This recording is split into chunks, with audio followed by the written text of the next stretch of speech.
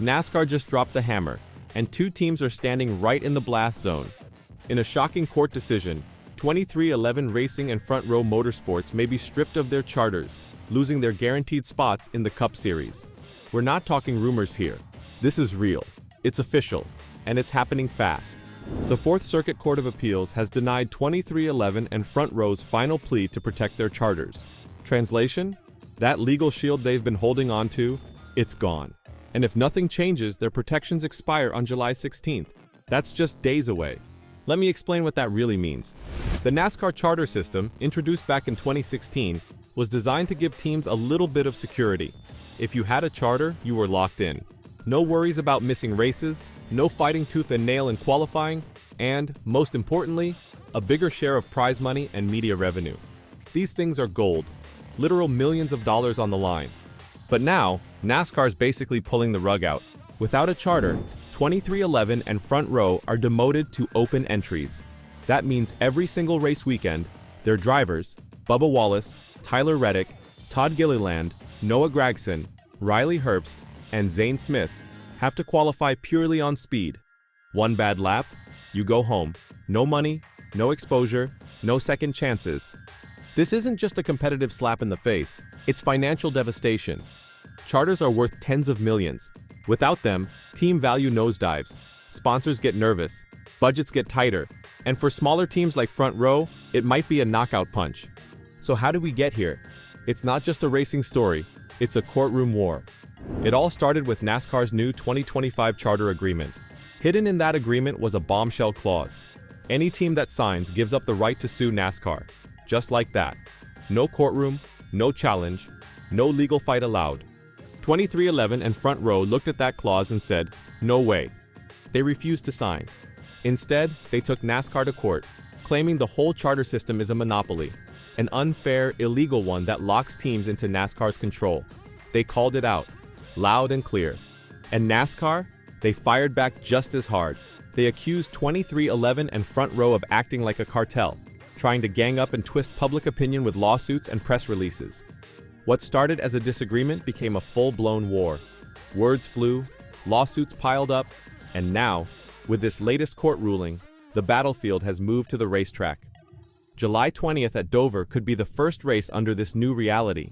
If NASCAR pulls the trigger, and most insiders say they will, 6 drivers will be forced to qualify as open entries. That means more pressure, less money, and a future full of question marks. Denny Hamlin, co-owner of 2311 and a current driver himself, isn't backing down. He's made it clear, charter or no charter, they're racing. They'll qualify if they have to. They'll grind it out every weekend. His exact words, we're going to be racing this year no matter what. That's grit. That's defiance. That's a warning to NASCAR. But while 2311 has deep pockets and star power, Front Row doesn't have the same cushion. For a team that's always had to stretch every dollar, losing their charter could be a much heavier hit. They've got solid talent in their cars, but no guarantee they even get to show it. And here's where it gets really messy. This court loss? It's just the beginning. The real showdown is coming in December. That's when the antitrust lawsuit goes to trial. That case could decide the future of the entire NASCAR charter system.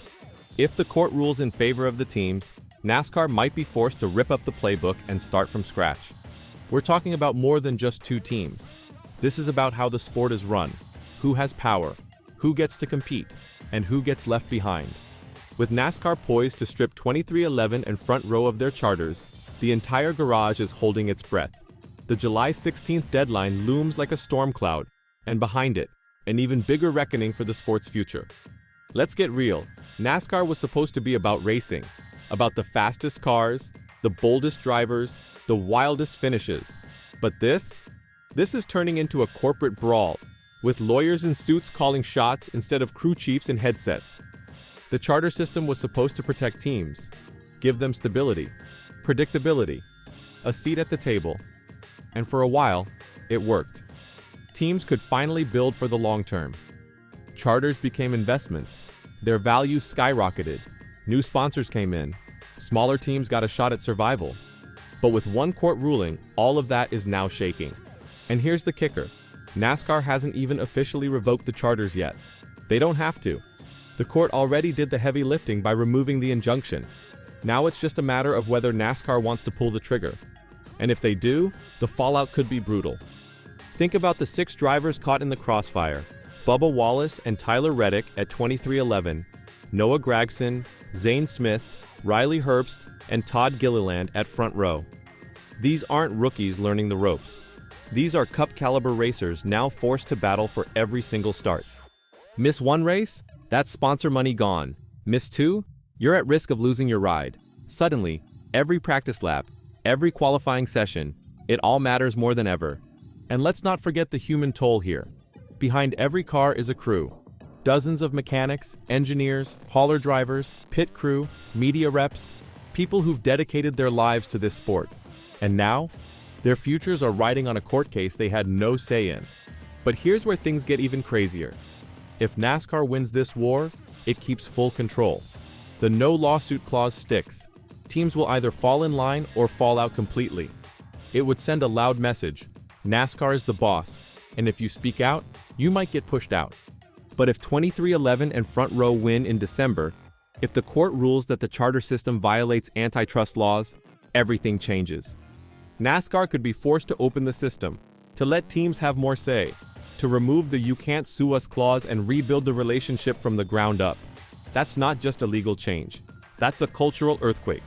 And the sport? It may never look the same. Denny Hamlin and his legal team say they're ready for that fight. Attorney Jeffrey Kessler has already been vocal, saying this is about fairness, about stopping monopolistic control, about giving teams the right to challenge decisions that hurt them. Whether you believe him or not, you have to admit, this is the boldest challenge to NASCAR's authority in modern history. And it's exposing deep cracks in the foundation. For years, people have said the charter system favors the rich, that it locks out new blood, that it protects legacy teams while smaller outfits are forced to scrape and claw. Well, now those whispers are turning into lawsuits, and soon, maybe rulings. So what does this mean for fans? It means the next few months won't just be about who wins at Dover or Daytona. It'll be about which version of NASCAR survives.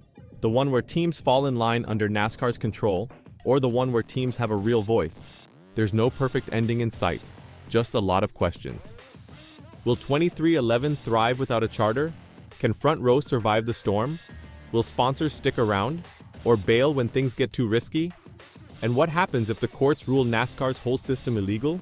This isn't just a scandal, it's a fight for the sport's soul. So buckle up, because whether you're Team NASCAR, Team 2311, or just someone who wants to see great racing, what happens next will shape the future of every lap, every pit stop, every single checkered flag. Your move, NASCAR. We're all watching.